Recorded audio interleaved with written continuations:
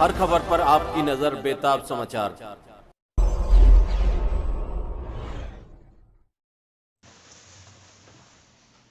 ये आकाशवाणी है। प्रस्तुत है कार्यक्रम हमारे अतिथि।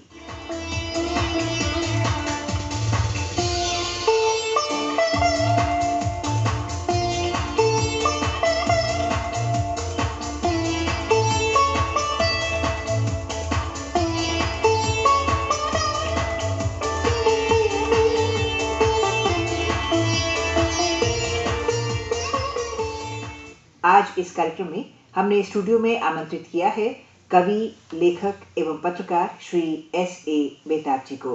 बेताब जी, आकाशवाणी के स्टूडियो में आपका बहुत बहुत स्वागत है। बहुत बहुत धन्यवाद। अच्छा बेताब जी, ये बताएं कि आपने लिखना कब से शुरू किया? मैडम, मैं जो है आपको बताऊं, ग्रामीण पृष्ठभूमि से आता जी।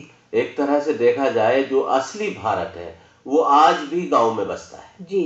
ये एक जैसे शरीर की आत्मा होती है, तो ऐसी हमारे मुल्क की, हमारे देश की जो आत्मा है वो गांव है। गांव, कृषि, पशुपालन, ये सब चीज मैं ये देखता हूं।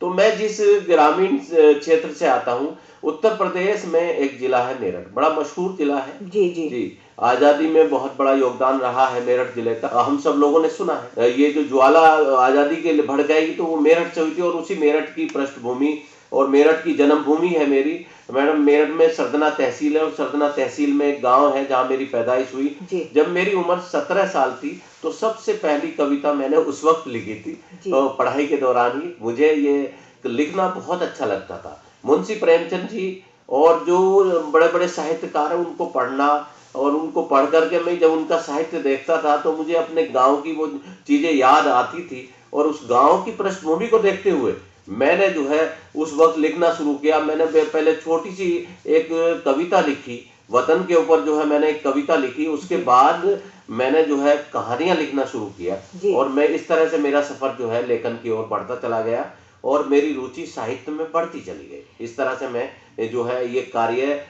जो पत्रकारिता में मेरा आने का जरिया भी ये लेखन ही बना। बेताब जी, आपके परिवार में किसी को लेखन का शौक था? आपको ये रुझान कैसे हुआ? हाँ, मेरे परिवार में तो मैडम ये पृष्ठभूमि थी कि कोई अखबार भी नहीं पढ़ता था जी। मेरे परिवार में, पूरे परिवार में, गांव में भी 1 या 2 अखबार किसी के यहाँ आता होगा उस वक्त। और मेरी 1970 की पैदाइश है, तो वहाँ मैंने अखबार भी नहीं पढ़ा। एक मुझे धुंधली सी याद है, एक नेताजी होते थे, और वो उनके यहाँ कभी कभार में कोई मैगजीन देखा करता था।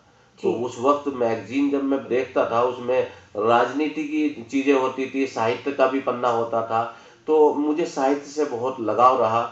और इस तरह से जब मेरे परिवार में कोई पढ़ा लिखा भी नहीं था, इतना ज्यादा पढ़ा लिखा नहीं था, पत्रकारिता के बारे में तो तसव्वुर भी नहीं किया जा सकता, ये सपने में भी नहीं सोचा जा सकता था कि यहाँ से कोई पत्रकार आ सकता है। लेकिन मैंने इस नई मंजिल को तलाशा, और मैंने शुरुआत की पत्रकारिता की, क्योंकि मेरे जहन में एक बात थी कि जो हमारे ग्रामीण लोगों की, और खास तौर से जो हमारा ये वर्ग है, इनकी जो समस्या है, इन्हें कौन उठाएगा, कौन ले जाएगा, और इसको ध्यान में रखते हुए मैंने पत्रकारिता में आने का फैसला किया। बेताब जी, आप कवि हैं, कहानीकार हैं, आप पत्रकार भी हैं। किसी कविता की कोई 4 पंक्तियां हमारे श्रोताओं को सुनाइए। न ख्वाबों की न ख्यालों की बात करो जी। न ख्वाबों की न ख्यालों की बात करो, न जवाबों की न सवालों की बात करो जी। और भूखे जो रह गए हैं उनके निवालों की बात करो। बहुत बढ़िया, बहुत खूब। एक और कोई कविता सुनाइए जो कि आपको बहुत पसंद हो। असल में कविताएं तो बहुत हैं जी। लेकिन मैं कविता से ज्यादा आपको एक बात बताना चाहूंगा कि जो ये कवि है, कवि के अंदर जो दिल होता है वो असल में एक इस तरह का दिल होता है, वो हर आदमी के दर्द को अपना दर्द समझता है। जी। तो मुझे कविता लिखते लिखते और ये कहानियां लिखते लिखते, और इसके बाद हमने जब शुरुआत की पत्रकारिता में, तो विभिन्न पत्र पत्रिकाओं में मैं अपनी जब कहानियां छपती थी, तो सबसे पहली कहानी दिल्ली की एक पत्रिका में जब मेरी छपी तो मुझे बड़ी खुशी हुई। और जब मैंने उसको जाके मार्केट में ढूंढा, और जब वो आती, उन्होंने कहा कि 10 तारीख में मैगजीन आती है, लेकिन मैं उसको 7-8 तारीख से ही उसको बराबर उसके पास जाता था, कि क्योंकि मुझे इस बात की दिलचस्पी थी, शायद मेरी जो कहानी है वो छप गई है। हाँ, तो इस तरह से जब मेरी कहानी आई तो मुझे देख करके इतनी प्रसन्नता हुई, मैं आपको बता नहीं सकता। हाँ, मैं समझ सकती हूँ। जिसने जीवन में जन्म लिया पत्रकारिता के क्षेत्र में, आपकी पहली कहानी जो छपी उसकी खुशी जो है वो आपके कहने से ही झलक रही है। इस तरह से मेरी शुरुआत जब होती रही, तो फिर मेरे मन में ये ख्याल आया कि ये पत्रकारिता के माध्यम से और लेखनी के माध्यम से हम लोग जो है समाज के लिए कुछ काम करें। जी। और मैं इस तरह से शिक्षा और सांप्रदायिक सौहार्द और सामाजिक समरसता, इन सब विषयों पर एक जो है जागरूकता के कार्यक्रम करने मैंने शुरू किए। तो बेताब जी, समाज में जो कुरीतियां जैसा कि अभी आपने कहा उनको दूर करने के लिए आपने एक तो लिखना शुरू किया, उसके अलावा भी कोई ऐसा कार्य जो आप करते थे? हाँ, मैंने एक कार्य ये भी किया कि लिखने के अलावा, लेखक तो बहुत हैं, किताबें बहुत सारी छपती हैं, लेकिन रीडरशिप जो है हम देख रहे हैं कि पढ़ने का जो शौक है इसमें कुछ कमी आ रही है। जी। तो मैंने इस चीज को दृष्टिगत रखते हुए मैंने ये फैसला किया, क्यों ना नुक्कड़ नाटक को जैसे कि वो करते थे तो लोगों को जागरूक करने, मैंने विचार गोष्ठियां कराई। और अच्छा। तकरीबन अब तक मैं 100 प्रोग्राम कर चुका हूँ, और जिनमें मैं समाज को जगाने का काम करता हूँ। जी।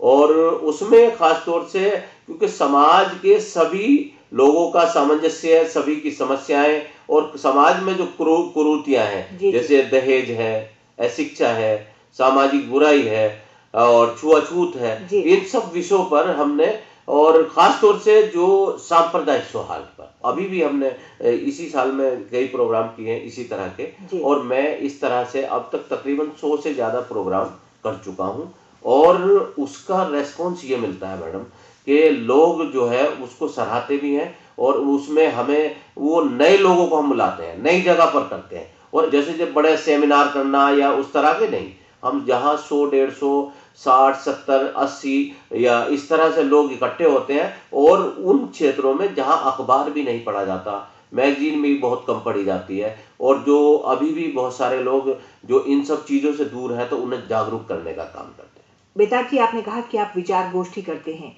तो ये विचार गोष्ठी कहाँ पर करते हैं आप? हाँ, मैं जैसे कि हमारा जो दिल्ली की बात करें, जैसे कि हमारा ये झुग्गी झोपड़ी का एरिया होता है, जी। उनमें हम ऐसे इलाकों में करते हैं टीवी और मोबाइल के जरिए से, क्योंकि मोबाइल क्रांति आई है, तो ये तो है कि बहुत सारी चीजें पहुंच गई हैं। तो दिल्ली के तो बाहर भी आप हाँ, विचार गोष्ठियां करते दिल्ली हैं? के बाहर भी हमने जो पश्चिमी उत्तर प्रदेश में किया है। विचार हाँ, गोष्ठियां वहां भी पश्चिमी करते उत्तर हैं? प्रदेश और दिल्ली में हमने ये विचार गोष्ठियां की हैं, और ये हमारा कार्यक्रम लगातार जारी है, अब भी हम कर रहे हैं। कई सामाजिक संस्थाएं ऐसी हैं जो मुझे बुलाती हैं। एक दर्पण समाज सेवा समिति है, उन्होंने नाबार्ड के प्रोग्राम में तकरीबन मैंने जो है 56 प्रोग्राम जो है नाबार्ड के, जो जागरूकता के, किसानों से संबंधित जागरूकता के 56 प्रोग्राम मैंने किए मैडम, जो बिजनौर डिस्ट्रिक्ट में 56 प्रोग्राम किए। जी। बेताब जी, आपकी शिक्षा दीक्षा कहाँ से हुई? मेरी शिक्षा दीक्षा मैडम मेरठ जिले से ही हुई है, और जो मेरठ में जो हमारी सतना तहसील है, वहीं से मैंने हाई स्कूल किया, वहीं से मैंने इंटर किया, जी। और इसी तरीके से मेरी शिक्षा वहीं से हुई है। पत्रकारिता के अलावा और क्या रुचियां हैं आपकी बेताब जी? हाँ, मेरी ये रुचि है मैडम कि समाज में जो असमानता है, जी। ये असमानता समाप्त होनी चाहिए। गरीब और अमीर के बीच में जो खाई है वो खत्म होनी चाहिए, और हम एक दूसरे के दुख दर्द को बांटें। और ये जो दुख दर्द है, अगर कहीं भी पहले, अभी कोरोना काल में हमने पिछले दिनों देखा, तो हम लोगों ने काफी मदद की, बहुत सारे लोगों को प्रेरित किया। जिस वक्त कोई सामने नहीं आ रहा था, वहीं हमने टीम बना करके लोगों की मदद करने का काम किया। और हम यही हमारा पर्पज है कि ये जो भगवान ने हमें जीवन दिया है, इस जीवन का सदुपयोग करें, लोगों के काम आए, सच्चाई के साथ, अच्छाई के साथ मंजिल की तलाश में आगे बढ़ते रहें, और मीठी वाणी से लोगों को मंत्रमुग्ध करें। आप श्रोताओं से क्या कहना चाहेंगे? मैं श्रोताओं से, ये जो आपने मौका दिया है, इसके माध्यम से मैं ये संदेश देना चाहता हूँ कि दुनिया मोहब्बत की भूखी है, और ये मोहब्बत हम सब लोग बांटें, नफरत को मिटाएं और मोहब्बत को बढ़ाएं। बेताब साहब, आप हमारे स्टूडियो में आए और आपने हमारे श्रोताओं को बहुत अच्छी जानकारी दी, इसके लिए आपका बहुत बहुत धन्यवाद। नमस्कार। धन्यवाद, नमस्कार। अभी आप सुन रहे थे ये भेंटवार्ता श्री S.A. बेताब के साथ। इसी के साथ हमारा आज का हमारे अतिथि कार्यक्रम अब संपन्न होता है। आज्ञा दीजिए, नमस्कार।